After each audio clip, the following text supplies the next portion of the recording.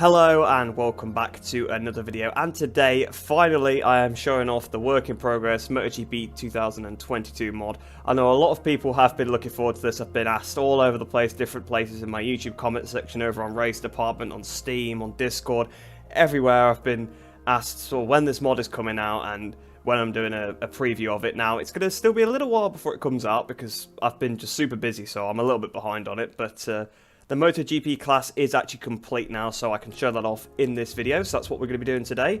You guys always seem to really enjoy these videos every year, so I'm glad that I can finally bring one to you. So if we go New Grand Prix and have a look, that's a little sneak peek there. But if we go right to the top here, starting off with, well, I guess the unmodded stuff in a certain way, but all the riders' ages and their races are updated to the Qatar GP for next year. So some of the riders might not actually have turned the age that's on the screen yet, but it's obviously up to date for the start of the next season. That's how I always do it. So it will be the age at the start of the next season because you're assuming that it's the start of 2022, if you like. So you'll notice obviously the order in the menu has changed because it's based on the championship from this year. So first of all, we've got Fabio Quartararo, unmodded there. Go across to Franco Morbidelli, we'll take a quick look at him, but of course you guys have already seen these exact textures actually in the Project 21 mod, so it's not particularly new ground here. So that's Franco Morbidelli on the Monster Energy Yamaha. Then you've got Pecco Bagnaia and Jack Miller on the factory Ducati, obviously no change there. We've got Joao Mir and Alex Rins, again no change there on the Suzukis. Once again, continuing the theme of no change, and that's actually this entire row, so we may as well just quickly go across them all. So we've got Zarco, Martin, Binder, Oliveira, Marc Marquez, Pol Espargaro. You'll notice that there is a mod for the wings, but that's not included in the 2022 mod. That's just another mod that I've got on at the same time. Onto Aprilia, another semi-interesting lineup here. There is actually a couple of things to show for both bikes, so we'll look at Aleix Espargaro first.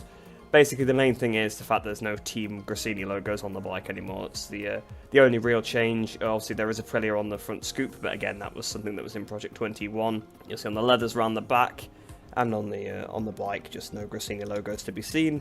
And then another rider lineup change, Maverick Vinales, but once again, of course, was in Project 21 because it happened mid-season. So we'll quickly go have a look at him.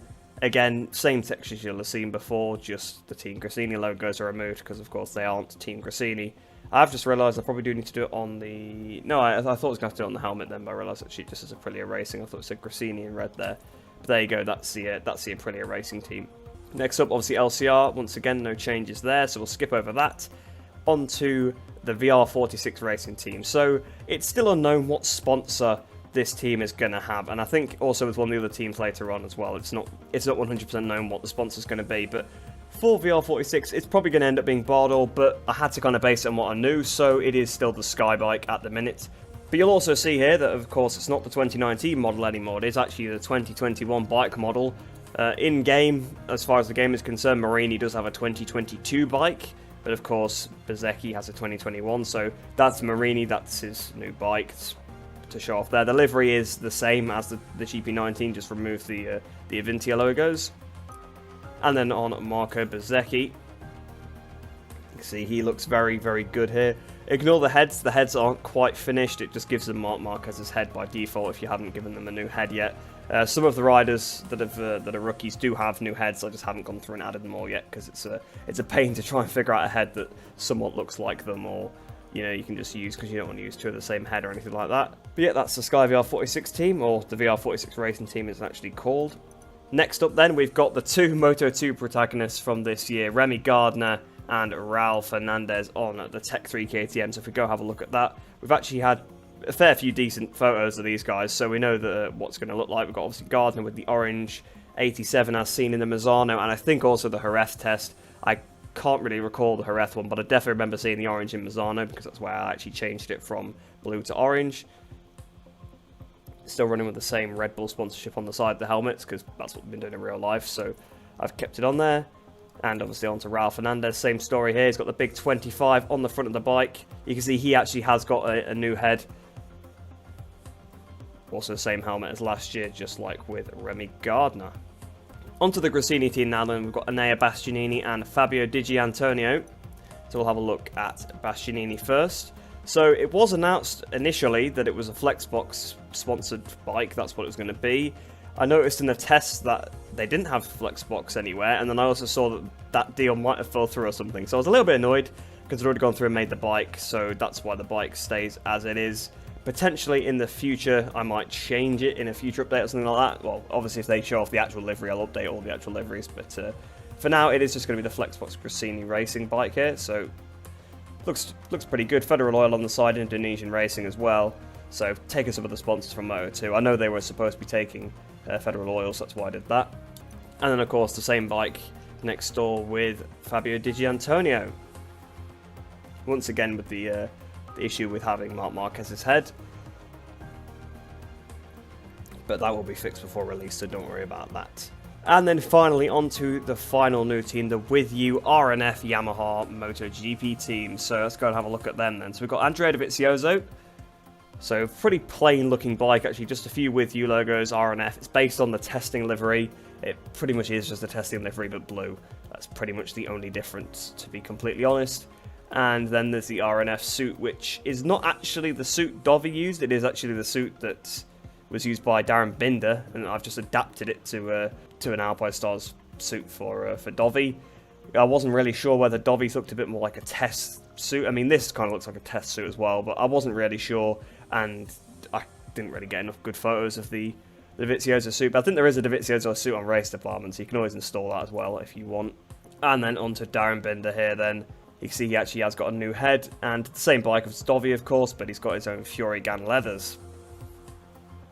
So that's pretty much it for all the riders. We'll have a look at the teams menu in a minute as well. So across to the official teams. So scroll right up to the top. So, you know, most of them are unchanged really. There's not really much point looking at any of them until you get down to VR46. You can see he's just got the new bike in the menu. It's the only difference. And then we've got Flexbox Gresini Racing. Or obviously I've removed the Flexbox from the team name because the team name is actually just from the entry list that Erta released. So that's where all the team names come from. But you can see Gresini Racing. That's the new bike, new leathers as well for the riders. If we have a look at the custom rider, you can see the number projection works perfectly fine. So even though the model is different, the number projection should still work, which is really, really nice. And then onto the RNF Yamaha. Similar story here. The number projection still working, even though the model is now the 2021 model of the bike. As far as the game is concerned, Dovi does have a factory bike, but Darren Binder has what Morbidelli used to have, so the slightly older bike, because I believe that's the arrangement for real life. A little bit confusing sometimes. It's actually quite hard to find the exact spec of bike each rider's going to have, because you'll see one article saying one thing and another saying another. But that's pretty much the MotoGP class. The only really complete class, obviously there is still a couple of things with the heads, but other than that you can see all the liveries are complete. Don't want to drag this video on too long because it would have taken me quite a while to go through all of that, I would have thought, but we will quickly just do maybe a 3-lapper. So I'll see you down on the grid. I'll just pick a random rider, random track, and yeah, I'll see you there. So something I actually forgot to mention is there is some performance tweaks in this mod. So for example, Bagnaia will be a little bit faster than he previously was, just to try and match Quartararo a little bit more. I think I basically took Zarco's base game performance because Zarco was ridiculous. Zarco has been slowed down, by the way, which you probably would have guessed from the way I sort of explained that. But yeah, so you've got Bagnaia and Quartararo should be a bit more level at the front. I don't know why it's just showing me twice here. Marco Bezzecchi towards the back of the grid, but there you go. Martin should be a little bit better. Actually, speaking of Marquez, I think Marquez is a little bit better as well. So there's a few different tweaks. I should have them all listed when the mod is out, because I have them all written down. It's just I can't remember them all off the top of my head right now. But there we go, they're medium. I suppose it's the right tyre choice to go on. So there is, of course, actually 2 extra riders this year compared to previous. So we're actually down in 24th position for once. The lights down away, we go with a good start compared to Viñales. Can we try and get past it? We've got a bit of a slipstream off Darren Binder there. Oh, there's a bit of a screen freeze down towards the first corner. Oh, and another one. He's not liking this too much. We've been tapped a little bit by an LCR. Somehow have not come off. I don't really know how. Oh, and the LCR, Alex Marquez, has gone down. So a little bit touching with Alex Marquez there. And he falls off the LCR Honda. Not for the first time. Around the outside of Rins. So we've got Zarco in front of us in 15th, which, yeah, I've not slowed him down that much. That's just he's had a poor start or a poor qualifying, because I should have only made him about as size Martin was in the base game. But we've ran a bit wide there. It's allowed Rins back through. Speaking of people that are a bit far down the order, I'm not sure what he's doing down here because I've not adjusted his performance at all. So I think it's just because it's so close. I think the pack is so close now that some of the top riders do actually qualify down the order and get stuck sometimes. Let's see if we can try and make a move on Rins. Not quite. Or Rins is going for a move on Oliveira, though. Whilst we speak, can I get the switch back out of here? Good job we didn't high side off that curb, because you can sometimes. So down towards the hairpin, braking as late as possible. Bit of a stop here. We're closing to the back of Oliveira. He's kind of holding me up a little bit. Zarco's pretty wide. Can we try and take advantage of that? Well, no, but we have actually got in front of Rins finally. Rins has hit that curb. I think... Oh, I thought he crashed, but he didn't. It looked like he was going to. He's still trying to get the inside. Oh, the rear stepped out quite a bit there. I do find that sometimes when you tip these bikes in, the rear does just not grip. I think that's just the base setup. It's not too good. I thought Rins was going to attack through the corner, but then he was thinking about it. He was very close. Let's see. Can we try and get either Oliveira or Zarco down towards this final corner? I think we're probably going to get Oliveira. We actually might get a couple here if we brake late enough at the inside. Oh, I've done a big stoppie. I'm way too hot here. Actually, I'm not really. Well, Nakagami just fell off. That was his own fault. But we just picked off about 4 riders into the last corner there. Side by side with our teammate. Getting a bit of a slipstream here. But to 12th place. So it's been a pretty successful start. Around the outside of Paul Espargaro. Can we do it? Not quite. So we're just going to slip behind him for now. We're now at the inside of him. Oh, I might have just knocked him off. No, not quite. We've already had 2 collisions with a Honda that's resulted in a crash so far this race. So if we'd not have another one, that would be nice. Yeah, in fact, both the LCR bikes, actually, isn't it, we've hit. So, well, actually, one of them hit me, to be fair. But I definitely hit Alex Marquez. And once again, I've gone in wide. That's the problem when you try and go around the outside of the AI there. You just end up losing the rear and just going straight on. That's what I keep saying that, but that's what I keep noticing with the stock bikes. The rear steps out a lot, which is weird. You wouldn't think it would, but it seems to be... actually, the limiting factor with braking late is actually the rear rather than the front. So we're right on the back of Martin now. We had a really good run there. We'll look at the inside of the penultimate turn. Oh, the rear is all over the place. I went down to first gear that time, so that's why it stepped out. We've got through on Martin's. It seems like it was that section where they're pretty weak, because I was a few tenths behind him. Flicked it through the left, and all of a sudden I was right behind him. So brake for the final turn then. This time they brake a bit more... correctly. Last time they broke so early, it was unbelievable. Can we try and get more Morbidelli here? We should do, because we're on a Ducati versus his Yamaha. Even though it's a slightly older Ducati, it should still out-drag the Yamaha, you would have thought. And the slipstream off Aleix Espargaro is going to help. Fastest lap of the race as well. So there we go. Are we going to get up the inside of Aleix? Oh, we're hop skipping and jumping. We have hit straight into the side of Brad Binder there. That was, well, actually very good for me. It was terrible riding. And I do apologise, the racing's not been the cleanest in this video.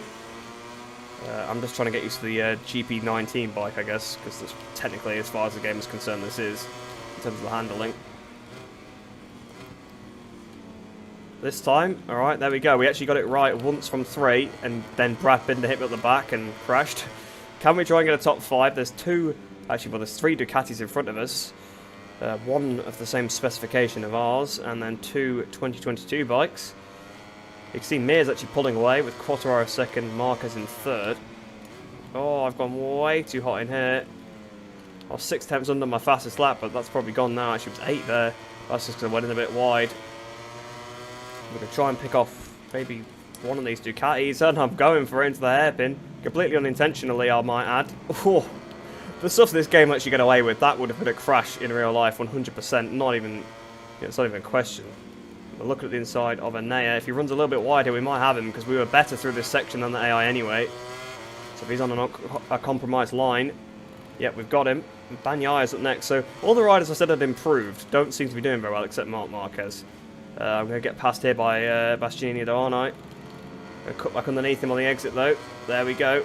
Back up into 6th. Can we try and get 5th place?